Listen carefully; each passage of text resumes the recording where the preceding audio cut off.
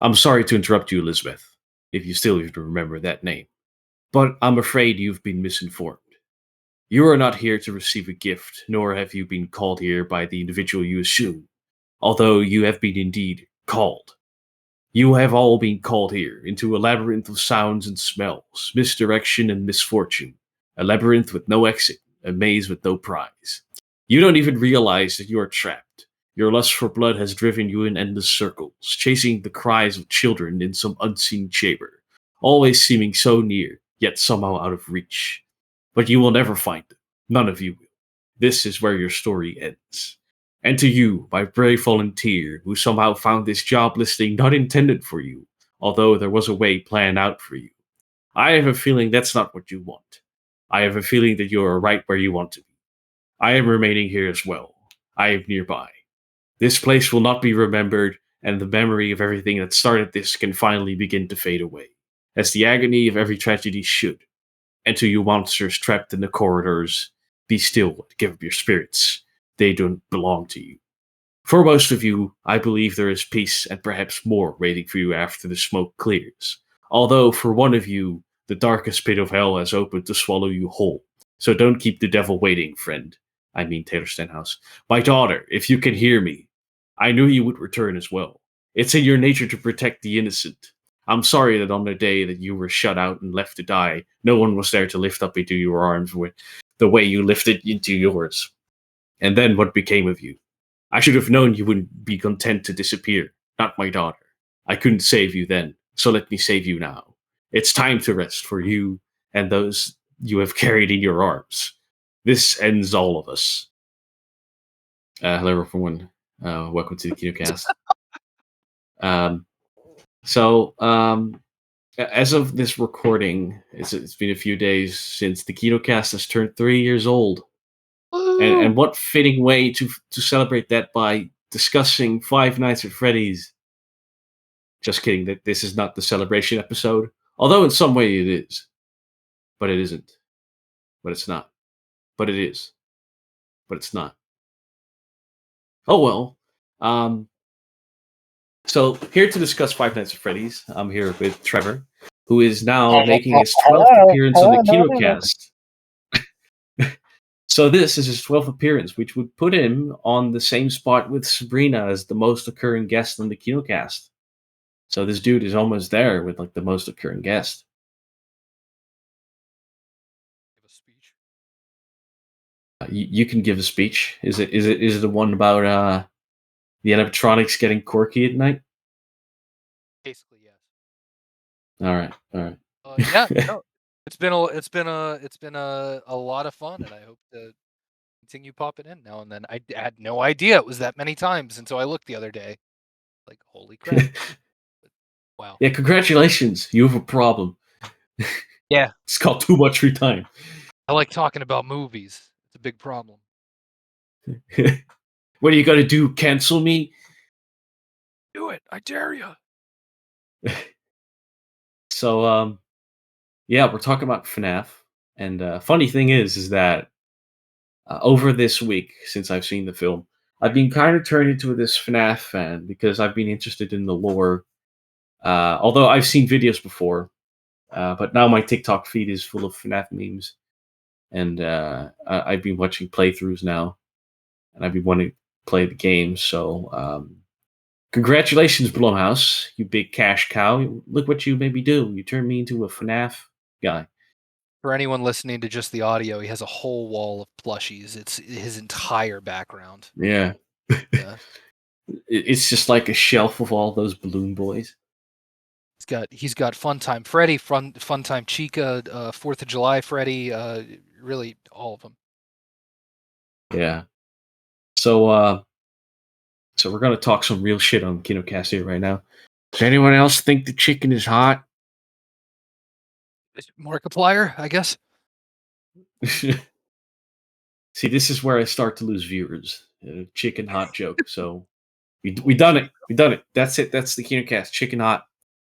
Oh, Chica. No, but let's actually get into this film. I liked it. I actually kind of liked it. I was pleasantly surprised. Um, Five Nights at Freddy's was kind of like became a thing when I was on my way out of that like demographic, I guess. But the lore always seemed a little cool. I think this movie like kind of course I lose my voice right as we start talking. Um, but like I think it compacts the lore in a way that's like digestible for folks. Yeah, I think that's true. Um, so this film has been in production for like 9 years, and that gave me like no hope. And especially seeing the Blumhouse tag to it as well, I just kind of got skeptical because Blumhouse has kind of been hit or miss, and this year they've been very much a miss for me. But no, I was pleasantly surprised, and what you said is that it does compact the lore a little bit, which is an interesting discussion because I wonder if like if you're not a FNAF fan, if you could still enjoy this film because I wasn't really a FNAF fan when I watched this, although I was familiar with the lore, so I did understand a few things. So it's kind of interesting to think about that, but I just really couldn't draw up a conclusion. But it seems to be divisive because a lot of people say this film has too much plot. So I would kind of draw that to the assumption that a lot of people wouldn't really know the lore behind FNAF. So I think that maybe people who are not familiar with FNAF lore, think that this is, bit too lore heavy or, has too much plot, quote unquote, which I don't really agree with.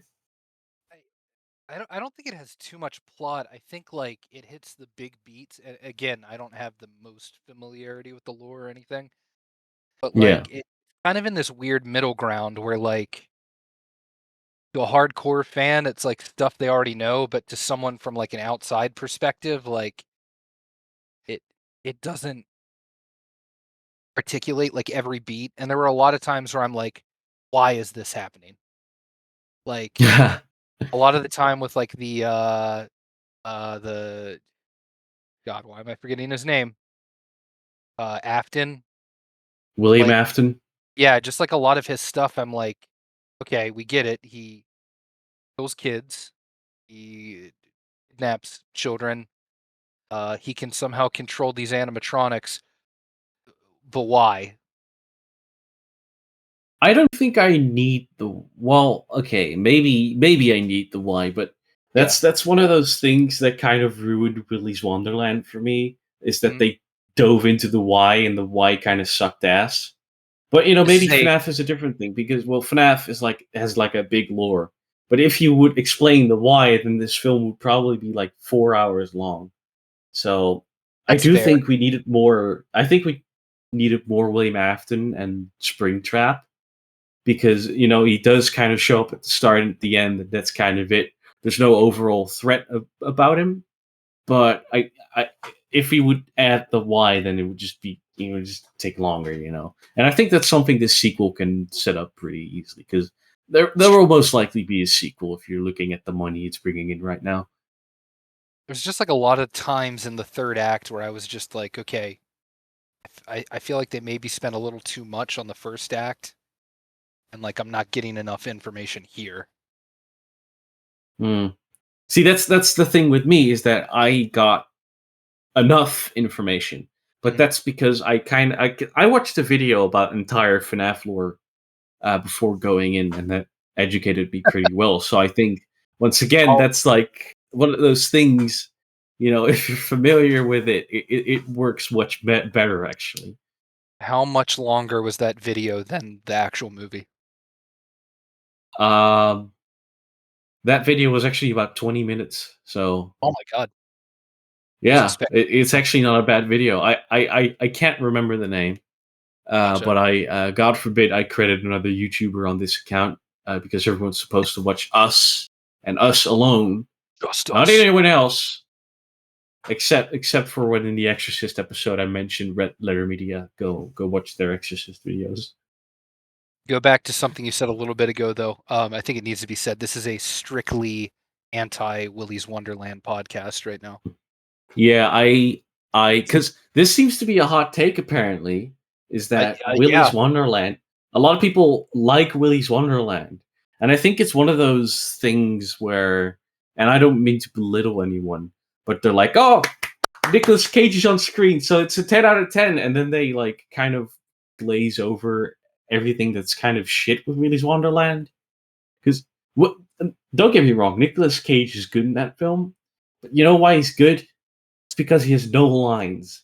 Right. Every word that is spoken in that film is miserable garbage that I absolutely hated.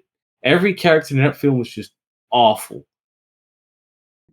It's except it it Cage. it felt like a rushed thing to get out before they got the Five Nights at Freddy's movie together. Exactly. It's Like, beating Five Nights at Freddy's at the punch. You know, it's they're like, we did it, and we did it with Nicolas Cage. And now some internet guys are praising the film because Nicolas Cage is in it. yeah. Yeah, and don't get me wrong, there are recent really good Nicolas Cage movies, but we Yeah, gotta yeah, yeah, exactly. we gotta stop like acting like every time because he does so many movies, like it's not a hit every single time. Yeah, no, because he's still like, he's doing movies like Pig and Dream Scenario, which I recently watched on film festival. But he's also Color Out doing the Trees movies I like, really liked. yeah, but he's also doing like very cheap movies like Primal or something that came out a few years ago, Mm. and that one didn't get a lot of marketing. But if it would appear on the feed easily, a lot of people were like, "Oh, it's Nicolas Cage, it's Kino. He's it's like a Ever silly, goofy plot." But the moment if you swapped out Nicolas Cage for like Jean Claude Van Damme or what's the guy's name that says he's a taekwondo master with the black belt and Steven Steven Seagal. Seagal. There Yeah, you if go. you swapped out with Steven Seagal, everyone would hate that movie.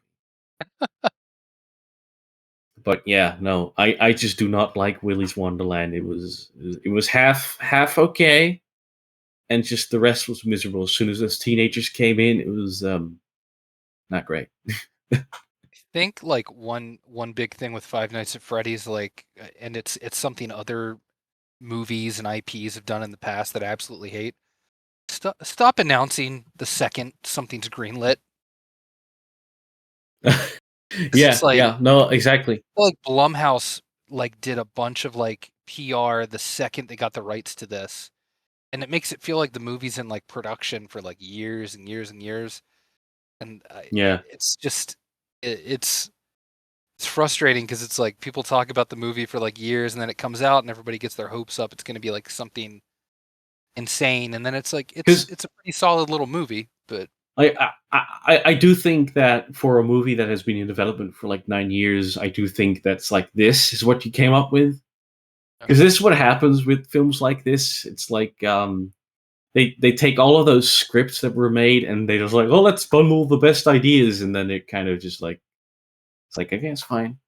yeah, But I don't know. I like this more because I want to compare this to another movie which released this year, and Blumhouse put on the poster for like this one from the producers of, and it's Mithrigan, Megan the three actually. again, yeah. Um, I made a letterbox list, and let me pull it up right now with the name, and it's like very similar, both of them to each other. It's loading up my damn internet, but they are just very similar. 2023 PG-13 Blumhouse horror movies where a person is raising the youngest member of their family because of an accident. And during the struggles of parenthood, they take the child to work, which includes dangerous animatronics which can kill people. Same So they're movie. very similar in regards. But yeah, a lot of people seem to like Megan as well, and I didn't like it because I think Megan takes itself too serious. Yes, there's unserious moments, but it tries too much with the family subplot. This one kind of does it as well, but I just liked it here more, I guess, Yeah, I mean, because maybe there was more threat in this one. yeah, it's and like I don't know what the words I'm looking for are, but like I think between this and maybe like even Megan a little bit, there's like kind of this untapped market for like horror films that like older audiences could enjoy, but also are like I guess a little more kid friendly. Because like Yeah. you see blood like once in this film. Like if I'm remembering correctly, like there's a part with like a door and like a blood smear. But outside of that, I don't Yeah, but recall. there's still some graphic parts, like the Yeah, for sure. spoiler alert, the spring lock failure sequence, Mhm. and when Mike tumbles into the garage of the pizzeria, or where like the animatronics are made. There's Yeah, like yeah. bodies laying there with someone's face beaten up by the cupcake. Oh, that's true. Yeah. Which, yeah, they got away with that. Um, I actually think it dealt with its PG-13 in a very good way. Although there's one criticism in it that's like the spring lock failure should have been gorier. That should have been the R-rated part, and the rest of that it's all done well. But Mhm. I kind of wanted more out of the spring lock failure sequence because I'm a sick bastard. Maybe It was maybe kind. they'll work. It was kind of here like, oh, the spring locks are like closing in on him, and it kind of looks like one of those long arm grabby things, you know. What is it? I gotta say It's not. the one part where the girl like is up towards the mouth of I think it's Freddy, right? Like they show it in the Yes. trailers and you see like a hand come up through it. I I was convinced that was gonna be some dumb like fake Yeah, out like some scare. people playing around. Like, Yeah, ooh, nope, quite the opposite. I was actually surprised what happened there. Like, just bite of 87. oh my me when the bite of 87. It's kind of funny because there's like enough silence at the end of it where you can say, "Is that the bite of 87?" Yeah, there were plenty of TikToks of kids doing that. Yeah, I'm so glad I it's didn't see kind of that thing funny. in theaters. I would like total side Um, story, but I went to see Killers of the Flower Moon at my local theater last Friday night. And oh my god, the yeah. amount of like goth teenagers in like goofy Five Nights at Freddy's costumes. Like it it made money and it seems like it was mostly that demographic. There was like a guy in a You know full what? on Springtrap outfit. It was wild. Nice. There is like FNAF does appeal to the younger kiddos and kind of to us around our age. Although I'd say there's a pretty big gap between us, but still. Um,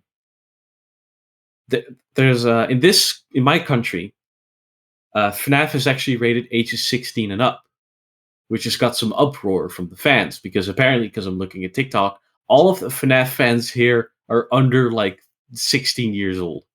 And I saw one TikTok and it was just crazy. It was one fan saying that they should all protest in The Hague because if you want to protest here, you go to The Hague to lower the age rating of the FNAF movie. It's just hilarious. This is really the And cause of our generation to support. it, yeah, we finally got rid of the age ratings because some kids wanted to watch FNAF. They got Yep. mad. They snapped. They just stand there in front of Parliament in The Hague, and they're like doing the FNAF dances. Like, can't wait to beat you. They give the most moving speech imaginable for the Five Nights at Freddy's movie. They Incredible. just do the speech I just did, Mhm. The whole thing. constantly, or they They're just like, stand on "Fine, the field and fine, just do the foxy, the we'll lower the foxy thing. rating, It's just like please, dum please." dum dum dum dum dum dum diddly dum diddly dum dum dum.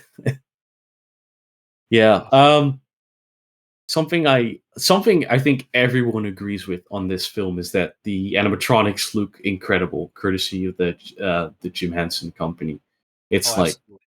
holy shit. Like, I'm glad, not just in this movie, but in general, we're kinda hitting a point where, like, accuracy to the source material is, like, such a big deal.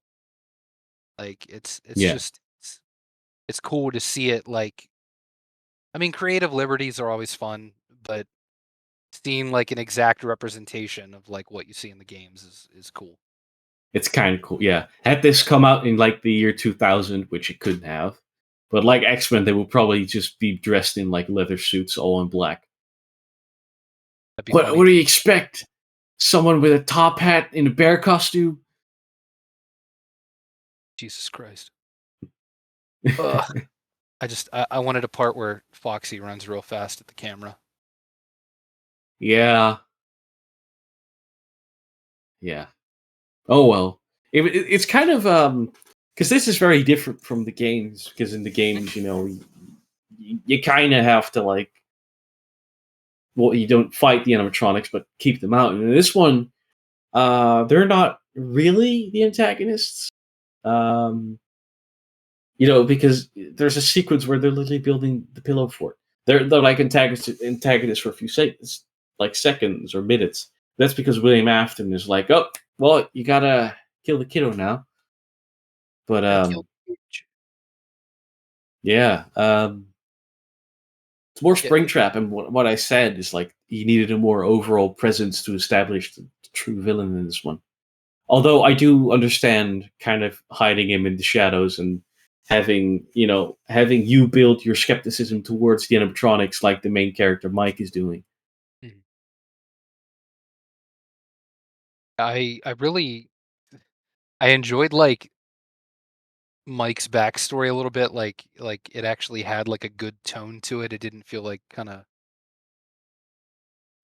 Yeah, like forced in or anything. Like it kind of makes more sense. There's actually something to it. Because yeah, he's beating up a security guard not because he's messed up. No, it's because like something's happening that happened exactly to his brother a few years ago, and that kind of fits in. and he has nightmares about it every single night. Every single night. Just to like remember every detail. What a chat move. Yeah, Like he would probably be good at finding someone's phone number. He's at the club and someone's showing his phone number, forgets to write it down. He just goes to sleep, remembers the phone number, and it's like, there it is. got you, son of a bitch.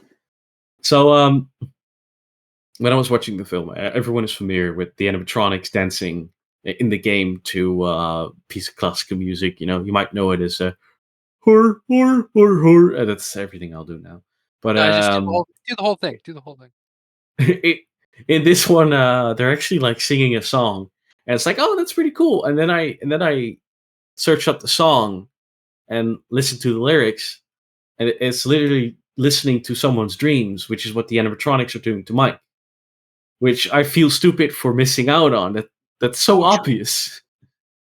It's like poetry. It rhymes. Well done, Sure. Scott Cawthorn. There Well were like done. there were a number of things that could have been telegraphed better, I think, but I, like it. I didn't even realize until the second viewing that what the one part where one of the animatronics shows up outside of the place that was supposed to be Golden Freddy. Like I didn't Yes, even that's Golden Freddy. Yeah.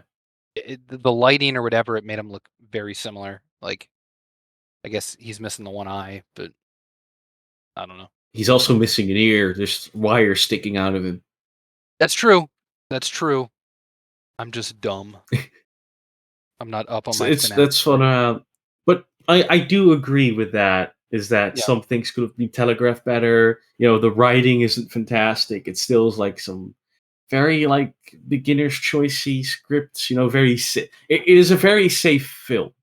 Yeah. It's the safest direction they could have gone in. It works. It's like the Mario movie, very safe. It works. Although that film didn't work for me, unfortunately, but still, that's not the point. But it's very safe. And you can really feel that. I hope with the next one they can take more risks, just like the Sonic movie. There's like, okay, the next one is for the fans. We're gonna drop every bit of like lore into there. And then we'll get a Balloon Boy series spinoff. Yeah, we'll get a Balloon Boy series spin-off, and it's like $200 million, and then like nobody watches it, and then Peacock is like, "Oh no, we can't believe this spin-off from the successful movie didn't work How could out. this Like, how happen? could we predicted this? Like, there's like no way we could have like made a pilot, and then from the pilot we could have based if people would actually watch it. It's not like they could have done that or anything. Yeah." No, no. Nah, not here, not here, not around here, pal, not around here. Yeah, yeah, I think, like, yeah, again, yeah, very, very safe movie, but it was like a tight, compact little movie. I enjoyed what I saw from, again, kind of an outside perspective, not knowing a whole lot about the lore. Mm. Um, I'm looking at the IMDb page. Why does the one guy that breaks in look kinda like Taylor? That's because it is him. He's been eaten Oh, yeah, it's good. by the cupcake. By the way, what the fuck was his problem? The cupcake. Jesus, What's the deal with the cupcake? Is it just like, is it a kid too? Is it an extension of Bonnie? Or, it's Trevor? not a kid. It's just like that. It's just he's got a problem, man. It's just like he's got that dog in him. He's got that dog in him. It's so a lot of people I've seen people talk about it who are a Mhm. bit confused about it. There's like five kids in this film, and there's like four animatronics. But that kid with the golden hair and the brown shirt, it's not Freddy. That's the golden Freddy. And a lot of Yeah, people seem to be confused about that. he has a line at some point I didn't notice until I kinda It's rewatched like it. it's like not Freddy, he says. Yeah. Yeah. Like, I mean, you So could kind read into of that a different way, but yeah, like, that's 'cause I think the Freddy kid had, like, a hat, didn't he? he did have a top hat. Yeah. In the credits, they're Um. all just, like, ghost kid with thing, with prop. Yeah. So there's been a bit of a like a lore update recently, and it's like some of the animatronics, the way they are designed or the way they behave is how they went out, how they died by William Afton. And apparently Bonnie just died fighting. So everyone's been beating the shit out of that as Bonnie's like throwing hands with William Afton. He's been throwing hands so hard he actually mislocated Afton's jaw, which is pretty funny. Not probably not applicable to the film, or maybe it is. I don't know. Um, so let's Dislocation talk of ASM. about so let's talk about Afton for a little bit, because Sure. he's not in here a lot, but he's like the main catalyst for the entire franchise. But Matthew Lillard is pretty cool in this. Yeah, no, he was great. I mean, I kinda, it's hard not to like him in something, but yeah, I mean, for the little bit he's in there at the beginning and end, like, he has fun with it. Yeah, he does. It's just fun to watch, and I just hope he returns for the sequel because there's a lot of things to do with the sequels. He always comes Uh, back. he always that's the one line that's really forced in because that's like his There's tag in like some of the games apparently, that's and he's just that line just does not fit in here. It has no build up. there's a lot of times in this movie where it felt like they were rushing the scenes and, like, some extra takes could have helped. Yeah, Like, it could have just benefited from an extended cut, to be honest. yeah. Well, I And just mean, like, there's a lot of deliveries that just feel, like, a little off, and I'm like, were they, yeah, like, they couldn't get a better take than that? Like, the I keep making fun of this one line where, like, what is it? Vanessa is explaining the whole, like, deal to Mike towards the end, and he's like, I yeah, gotta save my sister," and it's, like, such a weird line delivery.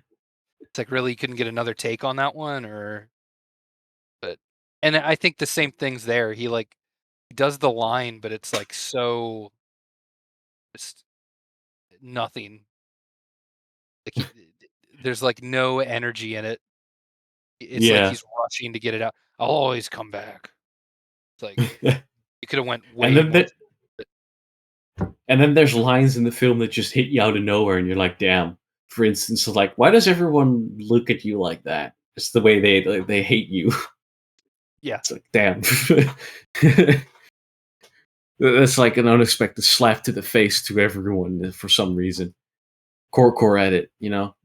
But yeah, no, it's what else is there to say? Maybe I got some notes. I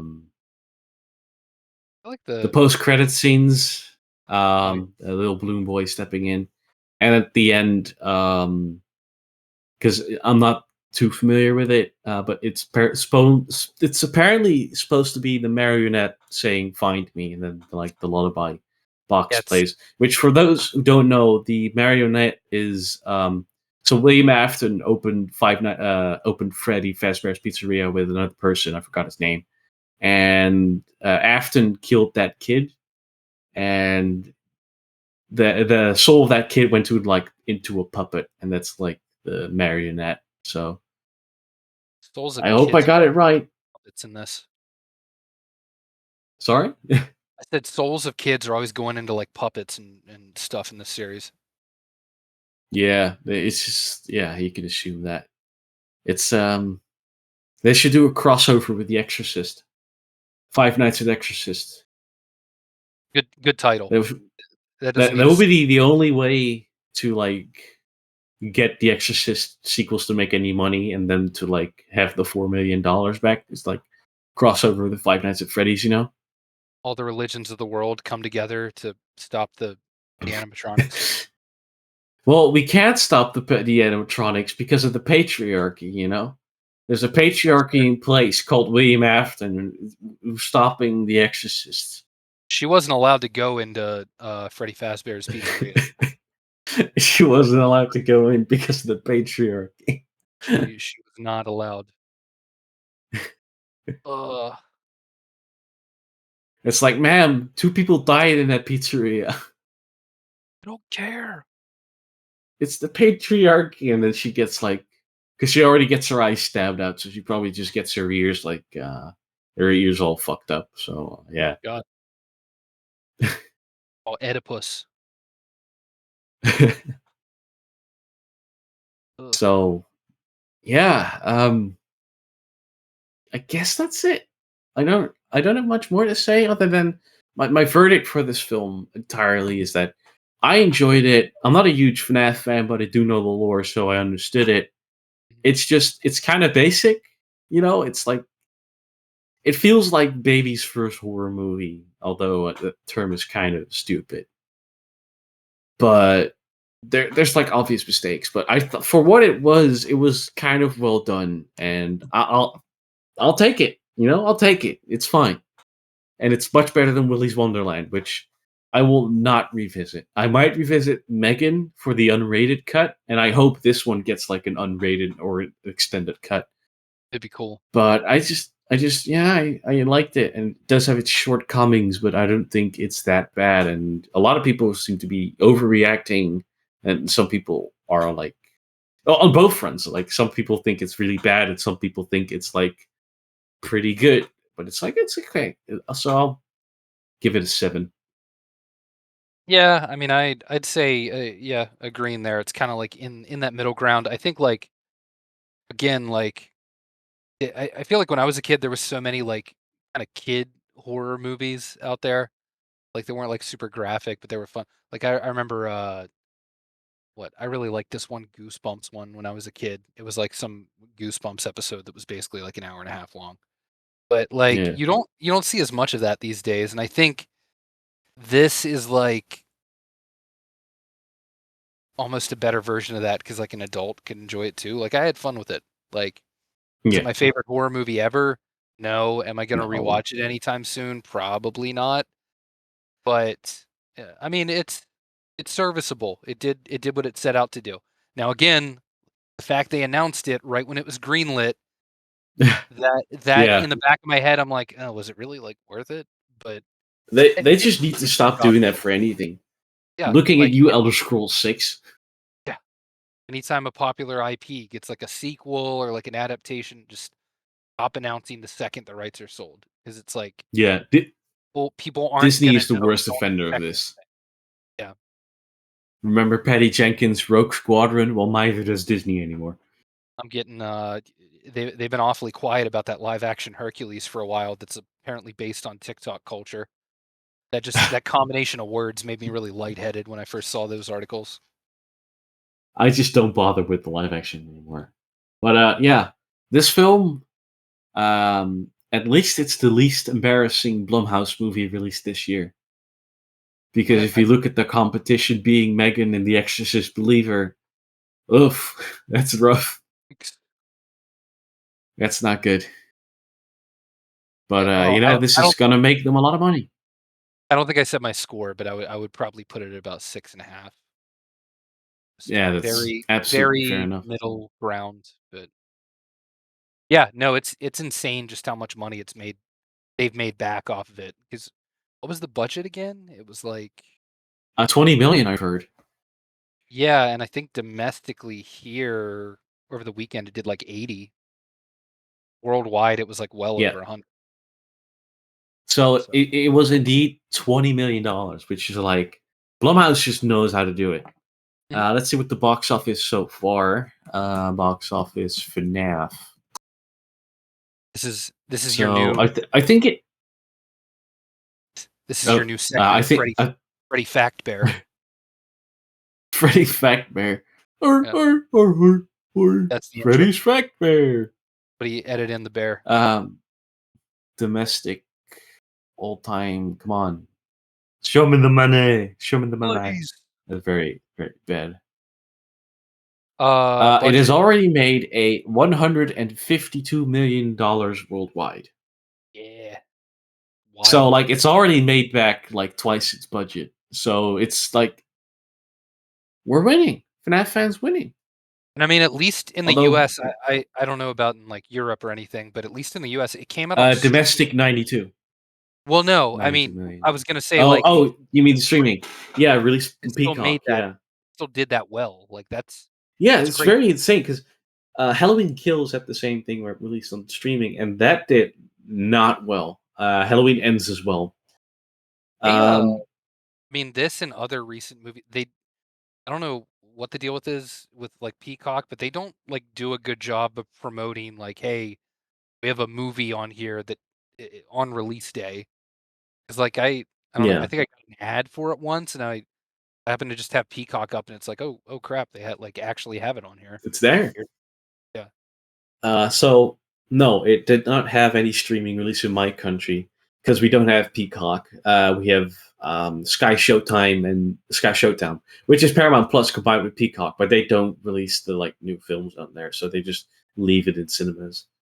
Um, but yeah, it's funny because the Blumhouse was betting on The Exorcist because that one was not releasing on Peacock, and this one is, and this one like already made twice what The Exorcist made so far, probably. Yeah. And it's just funny because this one released on like streaming, and everyone could have torrented it easily, and they watched it in the cinemas. Although Mhm. to be fair, there's more Five Nights at Freddy's fans because there's like crazy 14-year-olds lining up for Five Nights at Freddy's. They're not going out there to watch Ellen Burstyn for the new Exorcist film. Yeah. I have not seen my like local theater that packed in quite a while, like probably pre-COVID, but it was Yeah, packed Friday night. yeah.